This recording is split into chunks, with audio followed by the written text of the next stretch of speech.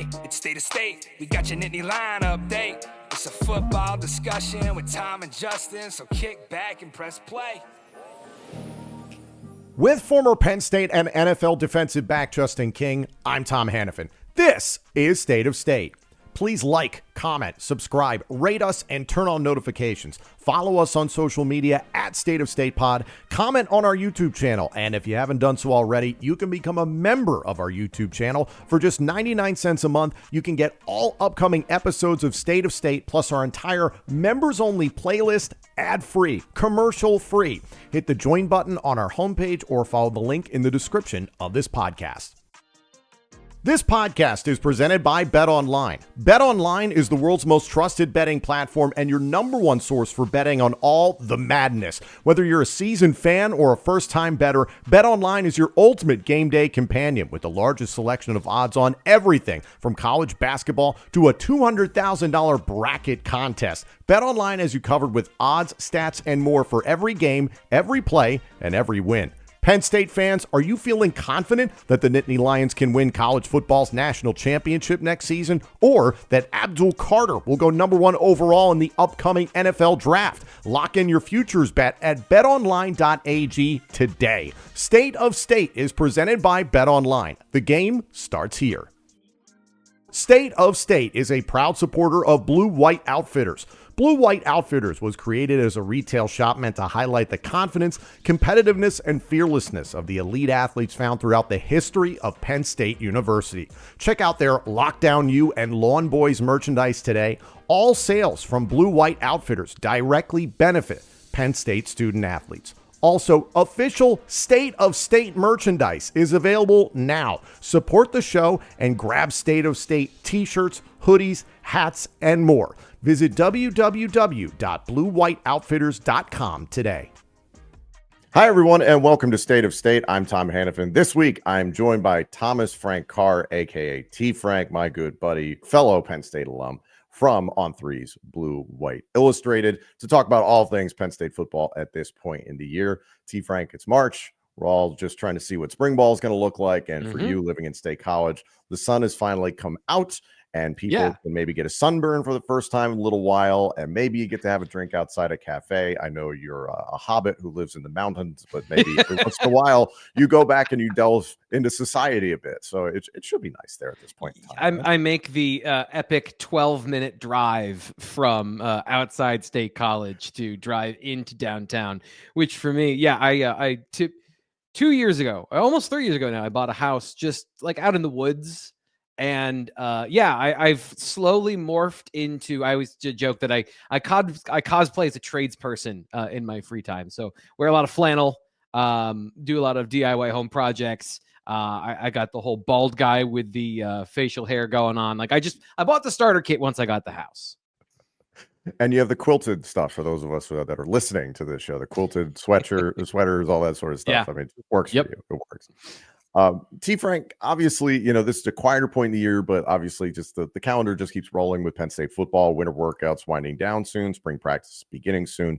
Still the question surrounding okay, what exactly will the blue-white game look like this year, that sort of thing. But just to kind of pick your brain a little bit about what's your biggest question and or storyline that you're following with Penn State football at this point in the year. I think there's so many that people could point to going into 2025. Everybody is freaking out about the wide receivers, the development of Drew Aller. What's that going to look like? Are they going to win a national championship? Oh my God, the stadium has a name in front of it, but it's still the same name of the stadium. So everybody just needing a reason to get freaked out about things. But what's the thing that you're most intrigued about? That's just the last month. Like that's not like it's been an off season, but it hasn't really been an off season. Like I've been very grateful for the things that have happened since the end of the season in January. But my biggest thing is the thing that you didn't have on your list, and Jim Knowles being the defensive coordinator for the Nittany Lions. I spent a lot of time watching his defense going all the way back and watching the evolution from Oklahoma State. I didn't go all the way back to the very beginning, but kind of like the genesis of the things, watching, coaching clinics, trying to learn what he thinks and his philosophies on defense and the evolution of his scheme really to what it became last season at from Oklahoma State to Ohio State is very different. So I see that there are two paths that Penn State could go down in terms of what he wants out of a hybrid player. They play there's some complications here in terms of like three safeties is not revolutionary in college football. And a third safety is a big nickel corner. So like the nomenclature there is kind of immaterial. It's how you use those players that is the most interesting thing. And the way he started using hybrid players in his defense was at the defensive end position at Oklahoma State. And then as he got to Ohio State and there were some decisions made about whether or not they were going to have that hybrid player, eventually he developed his system, morphed it to use a safety as a hybrid player to get at the same exact thing. How do I play with just 6 players in the box and make it a nightmare for the offense to run the football? And the indecision and the creativity that he was able to generate with a player like Caleb Downs represented the same thing he was doing earlier in his career. So the question now is Penn State, which way are they going to go? Defensive end hybrid, safety hybrid, both? I think they genuinely have a lot of diverse paths they can go down. And it's going to be on Jim Knowles and the Penn State staff to get the best plan in place to do it as efficiently as possible, installing that defense so it's national championship ready, which is, the window they have right now in front of them in 2025 with bringing all these players back. So all those factors in together, I think it's a fascinating concoction of different opportunities and things that I genuinely don't know what to expect coming into this season. Unlike previous years where I think we've had a pretty good idea of what the defense is going to look like based on the coach they hired.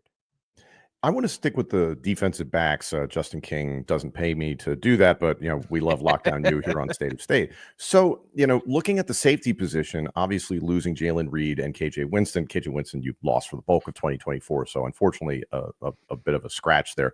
But coming into this season, you feel very strongly about Sakeem Wheatley. You get King Mack back from Alabama after having transferred out of Penn State. Day Lane got in there quite a bit. The one guy that's really stood out, and our good buddy Landon Tengwall continues to highlight this on social media, is that Elliot Washington II continues to win Competitor of the Day through winter workouts. Now, there's some fans who might look at this like, oh, great, he got a gold star. But Landon is very good to point out that it's like, no, this is weird that he's getting it every single day. So many. It doesn't happen. Can you explain that a little bit more? He's a freak. I mean, he's an athletic freak. This is a guy who was at one point committed to Alabama, decommitted. There was, some of those things. I think that to me, watching him, it was more of, is he a schematic fit for what they wanted to do? And maybe he didn't develop the way they thought he would. But this dude is compact, physical, and angry. So he's the kind of intense dude that's gonna, go all out. We were at heavy squat day where they didn't have max testing, but they were doing just a day of lifting, and he was lifting as much as offensive lineman. He was doing 450 for 6. The max anyone did was 6, so that was kind of like that was the progression of their workout, and he was like down and up in with that much weight on his back. So he's explosive. He's a little linear in terms of the way he plays. He's an outside corner. And again, depending on what they want to do in terms of how they break up the position, he could either be a starter across from AJ Harris, or they could have a dynamic 1-2 punch of guys with similar skill sets where both those guys are physical, both those guys can run, and both have some deficiencies. Here and there, a couple of things where I think if they wanted to play boundary and field, meaning keeping AJ Harris or Elliot Washington on the short side of the field, wherever that lines up, and then having Davian Collins and some of those young players on the wide side of the field where there's more room to run. You need to be a little bit more of that agile athlete in terms of covering in space. You could have 2 dominant boundary corners there. Or what they always do, which is they play left-right, and where you start the drive is where you play. I don't think it matters. Both those guys can play in a diverse number of sets. There was a little bit of luck for Elliott last year in terms of some throws his way that just were incompleted, not necessarily because of his coverage, but he did enough that I think changed the opinion on a guy who had a lot of talent, that it was not clicking for him early in his career. He's become a guy who is going to challenge to be one of the top corners on this team in the spring, and why I think he makes corner one of the top positions on the team overall in terms of depth and talent. We obviously, Justin King, Lockdown U, Terry Smith, the connection, like we're constantly singing the praises. And I love the depth that we saw this past season of Davian Collins, who's been a long-term project from Mississippi State, Antoine Belgrave Shorter. We've had Alan Zamitis on the show in the past, and he was talking about him before he was really getting on the field. And then just I love him. He's I really great. agree with you. The depth at that position is incredible. Yeah, and so I think that there's an interesting conversation to kind of flip this back to safety and the three safety defense. I do think that there are decisions you have to make about that nickel defender. So they wanted to play primarily Jalen Reed at that position last year. The injury you talked about with KJ Winston prevented them from being able to do that. So they pivoted to what they always have, or what they are more familiar with, which is playing a slot corner there, like a Daquan Hardy. Cam Miller and Zion Tracy became the guys at that position. They had to step up. They were in Cam Miller's position. He was an outside corner who moved inside for that very reason. Both those guys, by the way, were outside corners in 2023. But generally, and this is just kind of a paint with a broad brush, Jim Knowles' defense has bigger slot corners. They still take those players from cornerback. So, Seven, I apologize, I don't remember his name from Ohio State. Former corner, they moved to safety, 6'1", 195. Like, that's the body type you're looking for. Zion Tracy's 5'11", 181. Nobody's confusing him with a safety. So the way you use players, the way they used Zion Tracy at times last year, inverting him to play a deep safety role despite being body type-wise a corner, you're going to do similar things in this defense. But it's about the decisions you make when it comes to personnel. And I do think size matters when you got a guy like Zion Tracy who struggled to tackle last year. That's going to be part of the conversation. So is he a dime corner? Are they going to find Day Lane a position at that slot? Is it going to be Zakee Wheatley, who's played to the field before? There are some decisions to make there, but bringing this all the way back around as I do with my neurodivergent ramblings, which go 6 different ways and come back to one point, Antoine Belgrave Shorter is a perfect nickel corner in this defense from a body type perspective, physicality. He played a lot of press coverage in high school, so he can run. I think he can turn and run with people. And when I look at a position like that, I always ask myself, what's the hardest thing he's going to be asked to do? Can he do it?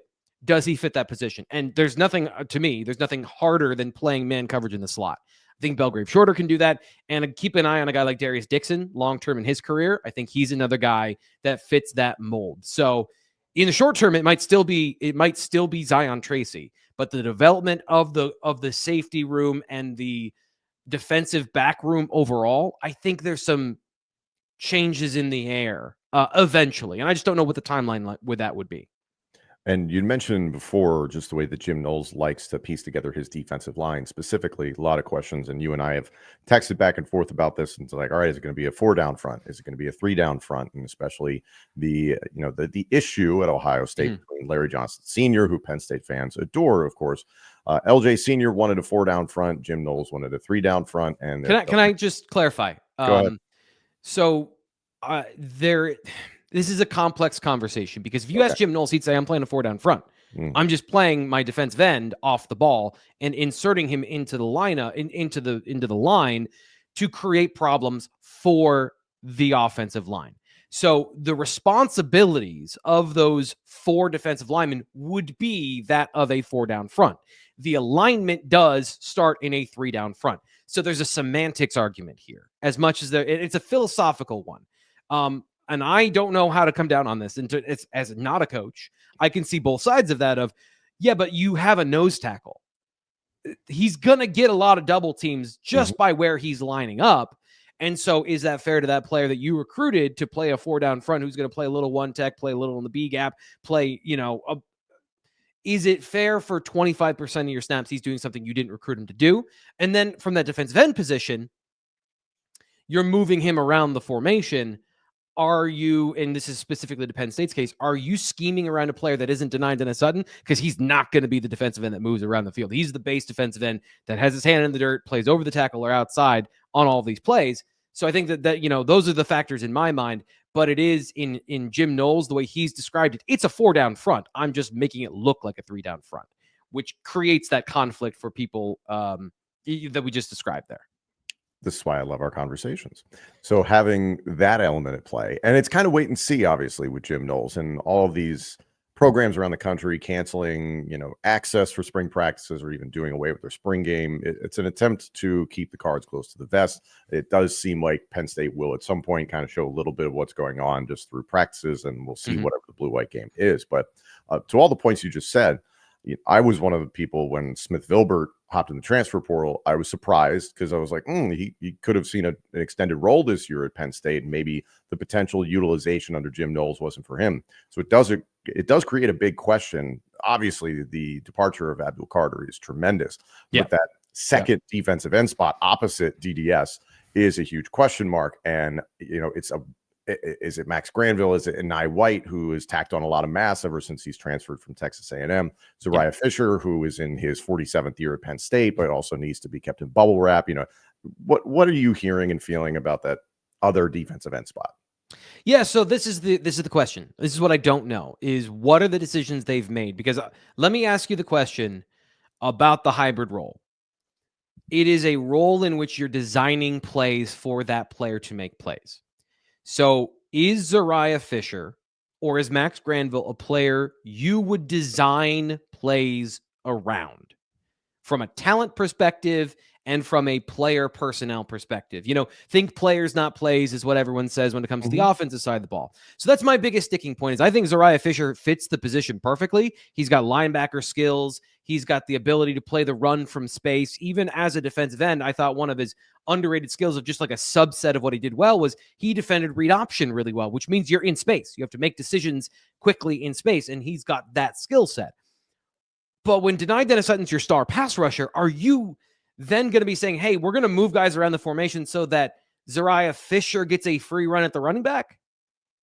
And then Max Granville, is he old enough, from a maturity standpoint? I know he got here in August of last year, but this is a guy who should be just arriving in campus like in December.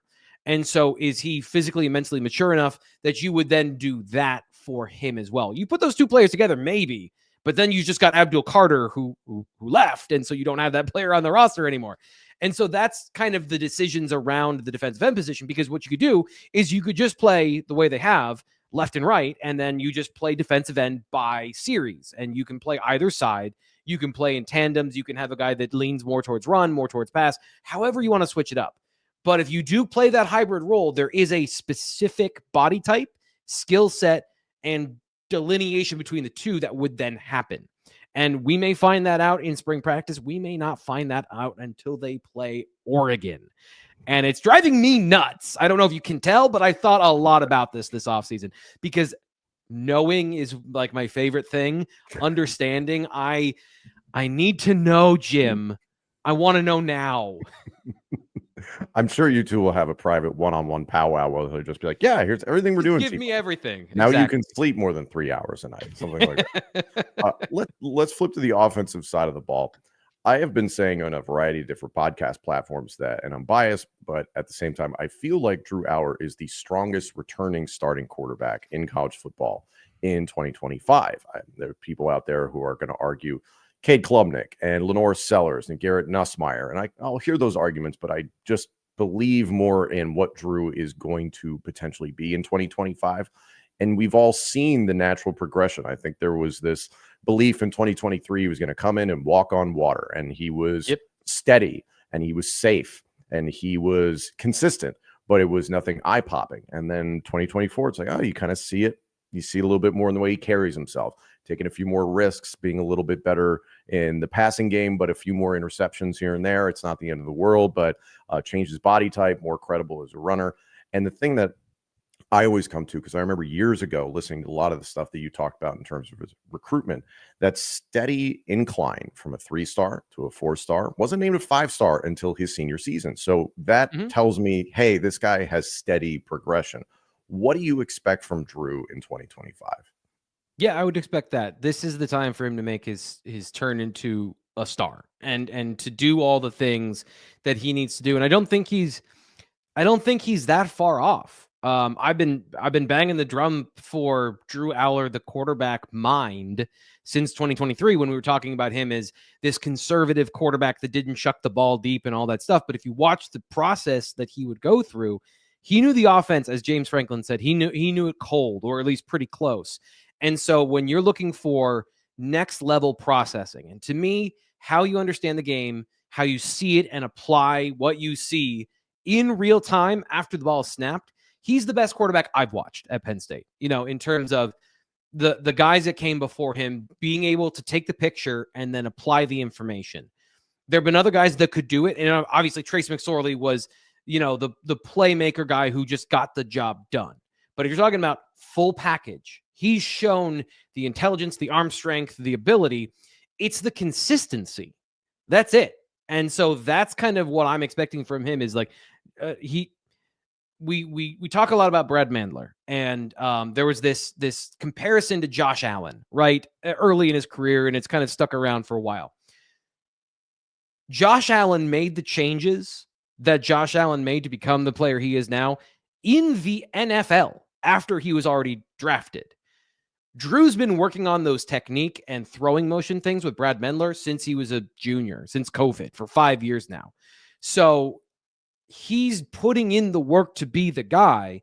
It's just about mastering himself, I think, in these and playing within the moment. I talked to him about a year ago on the Blue White Illustrated YouTube channel, an exclusive interview, and I mentioned like his ability to read a defense and process, and he said, yeah, and I go too fast sometimes, paraphrasing, like his greatest strength is his greatest weakness, where he would assume, like he would know the coverage cold and go, okay, I've got to get to the backside, but he'd get there too early. And so the timing of the pass would be off, or he would miss something because college players make mistakes and defensive backs don't always go where they're supposed to.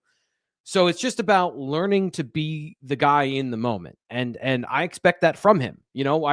I think he can be that quarterback, and we'll find out whether or not that's true in this fall, but he's going to be senior. I imagine he's going to graduate before December. Like they're here all the time. A lot of these guys get advanced, they graduate early. Mm-hmm. He's going to be able to focus on football and then football. And so I think you're going to see the best Drew Aller this fall. Whatever that is what it is. There's no more college development time left for Drew after, this year. To that point, how terrified are you as to who the starting quarterback is in 2026? Because I don't know. That felt really comfortable with Bo Prabula transferring to Mizzou. I don't know. In the limited sample size that we've gotten of Ethan Grunkemeyer, and then in practices and blue-white games, Jackson Smolik, and then Beckham Kritza coming in, it's it feels very much wait and see. And I think the concern I have, and the concern of many Penn State football fans, is the stark drop-off that could occur in 2026, not just because Drew Aller is off to the NFL, but Katron Allen, Nick Singleton, Zakee Wheatley, Zane Durant, and Dennis Sutton, Andy Kotelnicki. I would be shocked if he was still at Penn State beyond 2025. Like, it does feel like there will be a natural exodus for a lot of pieces of this program on the field and off the field. And one of the biggest ones naturally is, what the hell is quarterback going to be in 2026? I have to be careful here because I tend to get overly excited when I see things and I then project that into the future, because we don't know how these things are going to work out. But watching both of these quarterbacks, Ethan Grunkemeyer and Drew Aller, in high school, which is where we've seen the most of Ethan Grunkemeyer. So that's where a lot of the evaluation is going to come from, is that he has traits that are, some of them are better than Drew Aller. So his accuracy, the way the ball comes out of his hand, his ability to be quick with his decision-making and decisive, I'm very high on his future. I think he can be, and to have that extra year, right, where he's a redshirt freshman this year, and if he were to win the starting quarterback job, he'd be a redshirt sophomore. So Drew Aller had to go out there and work through the kinks, as you laid it out, in front of everybody. And I think part of the feeling around the Penn State football team in 2025 and some of this, like, I'm not going to buy into it. It's not just the receivers. It's that, and I really don't want to go over this again, but a certain percentage of the Penn State fan base is out on the coach and they're out on the quarterback. And when you don't believe in those two things, you don't believe you're going to win. Yeah. And I just don't think that I don't believe that those are accurate positions to have given what we've talked about of like progression, getting better, improving as a passer, not everyone comes out of the box as a superstar. Like I don't want to keep. Let's talk about Jalen Hurts for a second. Oh God, yeah, perfect example. Yeah, well, because we beat it to might as well bring up my Eagles, Right, but we beat the Josh Allen comparison to death because they're all 6'5" and white, and like they all have a certain they all look alike. Jalen Hurts did the exact same thing in terms of he was not a passer in college, lost his starting job to Tua Tagovailoa, and has won the Super Bowl.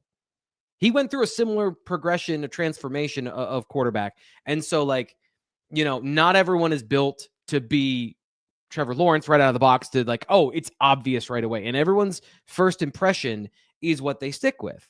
And so, getting back to the quarterbacks, people have told me they're out on Ethan Grunkemeyer after one pass against SMU. Yeah, that's ridiculous. I can't do anything with that, Tom. I can't. I don't know.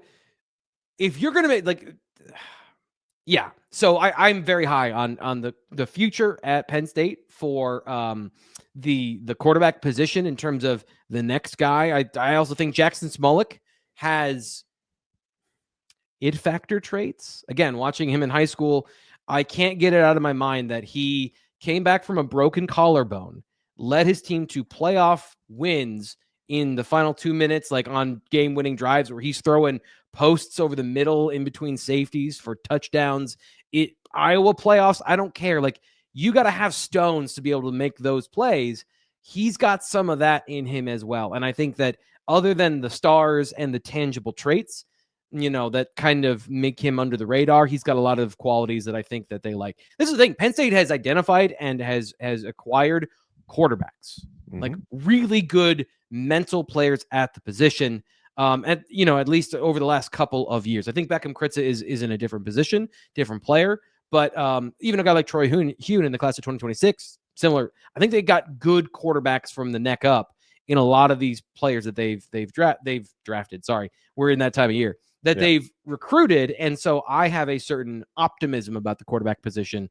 I do think they need to continue that, though. You can't miss on some of the big names they've had go through recently. A lot will hinge on Andy Kotelnicki's future, and that's me feeling he could have left after this past season, obviously was retained. Strong feeling he will be a head coach in 2026 someplace else. So just that natural change of the offensive coordinator, how much is that going to affect a quarterback's development? And then also in the back of my mind, because it's just become much more commonplace in hell, the national championship was 2 transfer quarterbacks against each other, is when do we see a day where Penn State has a starting quarterback that is a transfer portal quarterback and walks in and is immediately the starter? I don't think that's going to be the case in 2026, but I don't rule out that being the possibility somewhere down the line. You just have to wait and see, which is fun. Yeah, I actually wrote about this, talking about I ranked all the positions on the offense coming back, and quarterback was number 2, and you would not believe the number of people that didn't agree with that.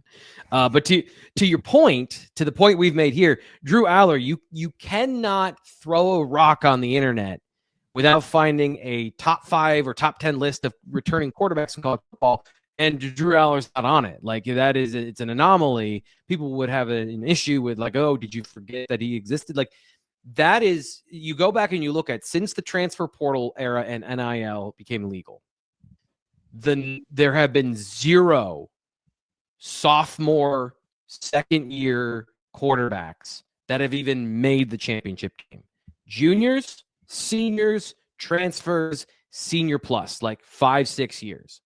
Those have been the players that have won. And I'm even being generous, including 2021 with Stetson Bennett. So that is absolutely correct. Penn State having a veterancy, maturity under the position where you can lead a talented team, that's going to be the standard. You cannot have a guy, unless he is absolutely special, that steps in. He's never seen this stuff before. He's never seen the defensive coverages, because college football is getting older. Players are staying longer, whether or not they have NFL talent. Being in the right position and knowing what the hell you're doing in football is actually a lot harder. And so when you guys that are veterans that can do that and stay with your team for 5 years, it gets harder to just be good and be athletic and make plays. You have to know the game. And so veteran quarterback, I think Penn State's always going to aim for that, but it is an option that's on the table. I don't think it's one they want to take, though. They would rather acquire and develop those players internally. A lot to pay attention to as winter workouts are winding down. Spring practice is right around the corner. What's all that going to look like? We have so much we can worry about and talk about until the training camp gets underway. All sorts of fun things for Penn State football. He is Thomas Frank Carr. You're wrapping this up, aren't you? I am wrapping this up. Yeah, this is a wrap up. What do you pay attention to the clock or something? If you want more from T. Frank, sign up to Blue White Illustrated for just $1 for the first week. I forget what it is beyond that, but that's what T. Frank does for a living. The information there is tremendous. I would subscribe to it myself, but it would be cheating. I am a big fan of T. Frank, my fellow graduate from Com Radio and the Penn State College of Communications. Check him out on threes, Blue White Illustrated. T. Frank, thank you so much for joining me. Thank you all so much for joining us. This episode and our entire library of shows is available now on YouTube, Apple Podcasts, Spotify, and wherever else you get your podcasts. Please like, comment, subscribe, rate us, and turn on notifications. Follow us on social media at State of State Pod. Comment on our YouTube channel. And if you haven't done so already, you can become a member of our YouTube channel. For just 99 cents a month, you can get all upcoming episodes of State of State, plus our entire members-only playlist, ad-free, commercial-free. Hit the join button on our homepage or follow the link in the description of this podcast. State of State is presented by Bet Online and by Blue White Outfitters.